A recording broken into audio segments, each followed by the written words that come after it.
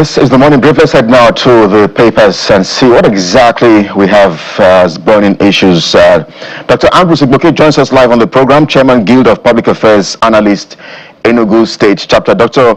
Igboke, thank you as always for coming on the program. Perhaps maybe just 30 seconds or less, CP Tijani Fatai at the City Boy Movement. Good morning. I think sometimes these our law enforcement officers have forgotten their first responsibility as to protect the citizens. But again, the constabulary training of the Nigerian police, as tailored by our colonial masters, are still there. You know, there have not been serious change from what the police used to be when they were serving the colonialists from what the police is after independence. So the police still believe that their primary assignment is to protect the boss, I mean the president, the governor, or whoever that is paying his bill. And the allegiance of the police is not to the Nigerian citizen, but to those who appointed them, maybe the IG and the rest. And that is what they've always said, that, you know, the appointment of the IG and commissioners should have somehow be by independent, a commission or a team. But be that as is made, this is a very new law, and the IG of police should at least issue this man a query. It should not be found anywhere near, this kind of gatherings that soil the reputation or integrity of the police force. And at that level, if he doesn't know this, then it's unfortunate. We'll see if the CP would be reprimanded by the IGP as well as that of Osun State. But let's take a look at this Nigeria this morning. It leads with a big story on the minds of perhaps virtually every Nigerian. Phantom agency reps brand Adeyemi's letter of appointment fake. Reps brand Adeyemi's letter of appointment fake. Head of service admits lapses, vows tighter procedures. IGP, police need court order to compel DG's appearance. I wonder perhaps what you make of this revelation. Well, the head of service perhaps taking the bullet. I wonder if you think she should be the only one receiving that bullet. I mean, this is a shame on our processes as a country. At the highest level of governance, perhaps we don't even have a standard procedure for receiving correspondence from the presidency. Does it mean that anybody can just walk to the press? Let's even assume, and not conceding, that this letter is fake. So anybody can just walk into the head of service office or CBN or anywhere and drop letter and say it's from the presidency? Are there no formal and official means of transmission of correspondence from the presidency to its own agencies and institutions? So if truly the letter is fake and it was received by the head of service, that means there is no formal and transmission. There's no structured way of transmitting a letter. So this is bad and this is sad. That's happening in the country. And then for the House of Reps to say that this is fake, did the House of Reps employ any forensic experts, to look at this letter to say it is fake in the first place? Were there forensic expert opinions and submissions, or they just made a political statement to say, oh, it is fake? So we need to know how the House of Reps arrived at that conclusion that it is fake. If it is just if it is not by forensic analysis, then I won't accept that kind of verdict. And then for the CBN saying that they received letter from the Akata General's office, and now the head of service saying that the letter they received, that means there's no structured way of transmitting letters. If there is none, which I doubt there is, then I think the presidency and all those involved should find ways of making it maybe a mono channel of transmitting letters to institutions from the presidency. I mean, this is I don't know what other countries will be telling us now. They'll just be laughing at us that even at the highest level of governance, we are still people know the simple procedures of officialdom. Well, that's another level to the conversation. Has a forensic expert been deployed to certify that indeed, one signature is fake and the other original, and so many levels that this investigation actually requires before we can determine what the facts are and separate them from what is untrue. Let's get to the New Telegraph newspaper, and there's an interesting story here that has refused to leave public conversation in months now. Seguke, to the New Telegraph, SA to Tinubu, blame Igbo King arrest of 500 criminal Nigerians for xenophobic attacks. And there's just one insight there, outlines 3 specific areas of concern that heightened recent tensions. Mr. Goke, the question is this just part of the conversation, or many things can be true at the same time, as having set the stage for this round of xenophobic attacks, especially because other African nationals have also had to been evacuated from South Africa amid this round of xenophobic attacks?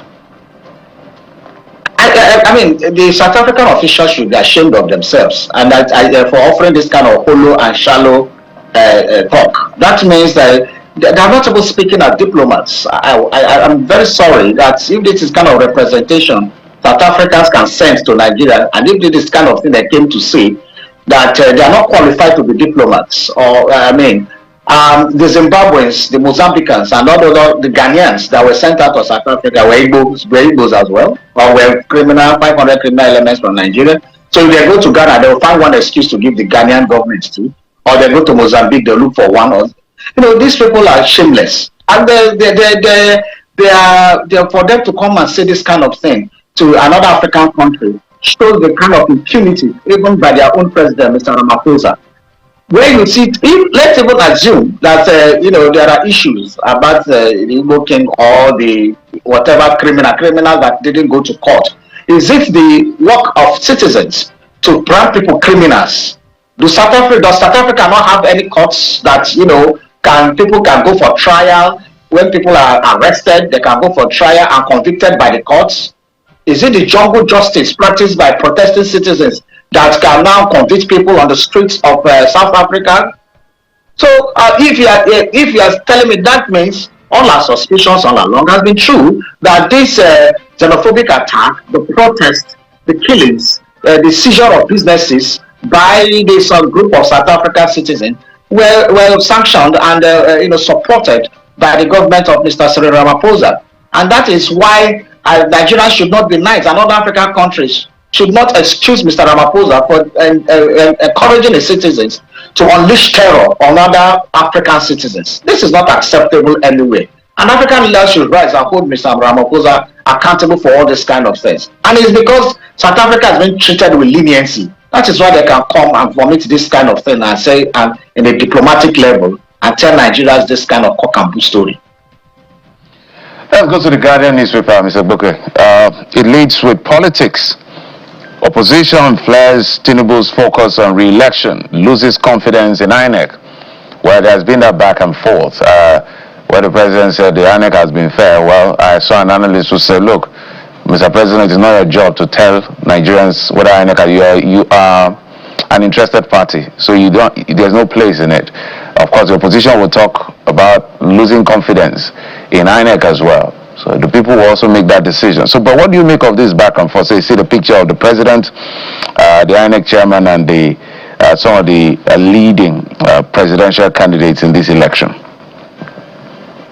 Well, I pity the INEC chairman because he came in at a time where the credibility of INEC was very low in the estimation of Nigerians in the aftermath of the 2023 election, where INEC promised us everything, and at the last minute they threw up under the bus by not doing the online transmission of the results that they promised. So it was at a very low ebb. So anything he does, whether rightly or wrongly, people still see it as partisan, and that is not playing the right umpire role that he's supposed to do.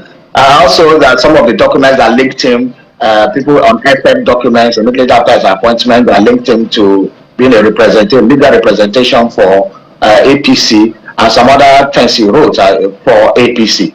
And this has made them, look at him as a partisan personality.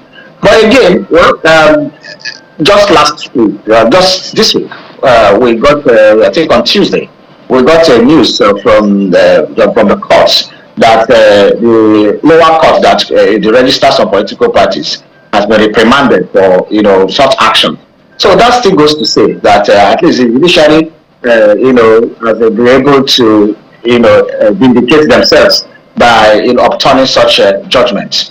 So that means there's a little tiny light, some kind of ray of hope that judicial rascality cannot be allowed to stand in most cases. Well, for those who are saying that President Tinubu cannot commend INEC, well, he's also a participant. I think the people forget to know, or easily forget, that it's not just the president, that is a participant in the electoral process, that is contesting for a second tenure. Therefore, he is part of the politics. So, just like they are saying that the INEC is not doing well, bringing out the fault of INEC. Some people say the INEC is doing well, some say it's not there. So, different opinion. When INEC favors a political party, the political party will say INEC are done well. When it doesn't favor it, it will say, oh, INEC is not doing well. Also remember that most of the time when politicians in Nigeria go to court and the court gives favorable judgments to them, they will say, oh, it's a victory for democracy. But when they lose, they'll say it's a rape on democracy. So all these things are the kind of back and forth we'll be expecting. But I expect the oppositions to say, just by saying it, let's bring out evidence, bring it out, do investigation on their own, and be able to put INEC under pressure, make sure that any malfeasance by INEC is exposed, make sure they follow INEC, what we call the down street, bumper to bumper, and in the down street, downtown, and make sure that INEC do not in any way, do anything to sabotage the election. The opposition should be on their toes, indeed. We totally agree with you, Dr. Ekbuke. Let's switch gears to this Nigerian Tribune, which gets attention next. It says, tension in Osun as police arrest SSG, 5 others. Announced recovery of 4.8 million naira. Voters register. Adeleke's campaign council raises concerns over arrest ahead of polls. Stakeholders reject police commissioner at meeting, demand his redeployment. Then INEC is assuring of credible poll, deploys 4,427 beavers, extends PVC collection. So, I'm not sure. Look, the turbulence and tension in Osun State, the polity has really been heated up over the last few months. I'm just wondering just how the D-Day itself will play out. I wonder exactly how you're seeing and receiving this news from Osun State. I mean, the police, going around, writing and detailing what they saw, 4.5 million. In today's Nigeria, 4.5 million naira, how much is it? I think that is a lot of money, But they turn a blind eye to counting of money during elections in some APC states where people were counting out money and giving it to people, recorded, where people are giving money in APC branded envelopes, where there were, broad day electoral malpractice and vote buying. They didn't say anything. And then a man is walking around with most people, even traders, they go out with a lot of even 10 million naira in their boots. So Nigeria is a quick economy. So if you said you saw 50 million naira or 60 million naira, what to do is to trace what is this money doing, and if it is ascertained that it is his money, why if you are going to institute a probe of fraud on him, then you can do that. But I saw 4.5 million naira on somebody, and he said that you assume it is for election malpractice, and that is mundane. And then also the issue of whether I saw, they said they saw two PVCs. So if I'm going around with my wife's PVC, or it's in my pen, or it's in my pocket, and you now tell me, I mean, yes, they take police to be serious. They should focus on prevention of crime, thuggery, hostility, violence, and all those things. Make sure that the electoral materials get to where they want to get. But this tension in Osun is very, very unnecessary. Just because an opposition governor is the governor. If it was an APC governor that was the governor, we won't see this kind of tension. So I think the APC should not put us into a problem in Osun. They should allow the people be what they want to be. If the governor is doing well and the people want him back, fine. If the governor is not doing well and the people don't want him, fine. But it was the same APC that denied the incumbent from joining them or being part of them before he was forced to another party. So when are they now trying to help them on putting Mr. Oyetola as the governor? After all, Mr. Oyetola also lost to this particular incumbent. If he was that good, why did he lose? So we should not do it as a do or die affair. Let the people choose. And the police should be circumspect in trying to join the fray. They are not politicians. They are not the politicians. The politicians, the police are not in the ballot. So they should return what they have been paid for and by the citizens and protect the citizens rather than by taking political sides. Well, Dr. Buke, Mr. Oyetola, the Minister of Marine and Blue Economy, is not on the ballot. The APC candidate in this election is Mr. Bola Oyebamiji. Although the ruling party in the state, the Accord Party, has, made several allegations against the minister of being in cahoots with the government to control the local government funds. So it's been, as Kelly has said, a heated up policy that we have seen in Osun State ahead of these elections. And how these issues have not been resolved, it really is curious and goes to show just how important, the real values of democracy are to the all concerned now, both the administration and even the ruling party in the state, because we have also heard that it is only in Osun State that local government autonomy, in line with the Supreme Court ruling of 2024, is being implemented. And everyone wants local government autonomy to be implemented. So why is Osun State the exception in this case? As we have heard, the president said if governors do not comply, he would have to invoke an executive order, which we are yet to see many months down the line after the president, has, made that particular commitment. So the question is, if Osun were not an opposition state, would local government autonomy be implemented? Let's get to the Guardian newspaper this morning. Opposition flays Tinubu's focus on re-election. We're taking that. So let's get to Daily Trust. Yeah. We approved Phantom Council without due diligence. That's the statement ascribed to the head of service during yesterday's continuing probe by the House of Reps committee. But there are other stories. I believe that Dr. Buke may have reacted to that as well. There are other stories atop the nameplates that should also draw our attention this morning. Let's go to the extreme right corner of the Daily Trust newspaper. Marketers NMDPRA bicker over fuel import licenses. Dr. Buke, where are you on this? It appears as if, as far as the energy sector is concerned, particularly the downstream sector, there are so many other issues shaping price control, regulation, products availability, interactions between and amongst marketers. Dr. Buke. Anytime I hear stories about import license, pricing because of a high cost of petroleum products in the international market, and all the kind of malfeasance that go on in the petroleum downstream sector especially, I shake my head in disbelief. This is a country that doesn't have business in importing fuel, importing both crude oil and refined oil, but we are doing the two. The paradox and contradictions in our economic structure bewilders. I don't think even guys in the London School of Economics can unravel this. All the best hands, even the World Bank and IMF, I don't think they can even wrap their head around the fact that a big oil producing country like Nigeria is importing crude oil for its Dangote is importing crude oil for its refinery, and we're also importing refined products for all our local consumption. And then we hear, NNPC, the government, the marketers bickering about import license. This is it's so annoying that we are not even supposed to be talking about this in the first place.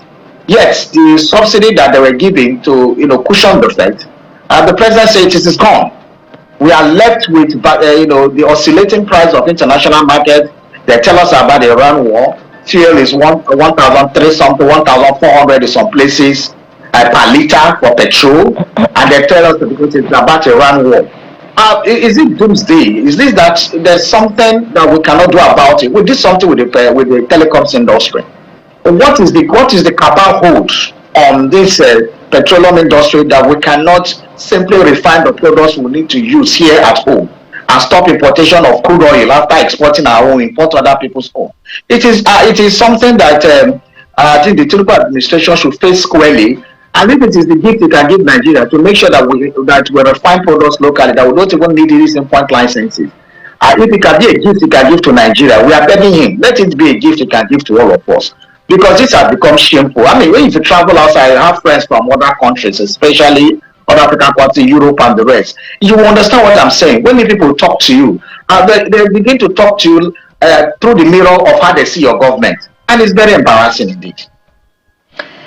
Well, very spot on, Dr. Igboke, and I'm sure I agree with you as well as many Nigerians as well. The image and how we project Nigeria to the world is really, really very essential, and I think we have to do better in terms of just how we market our country in a positive manner. But we'll have to leave it here.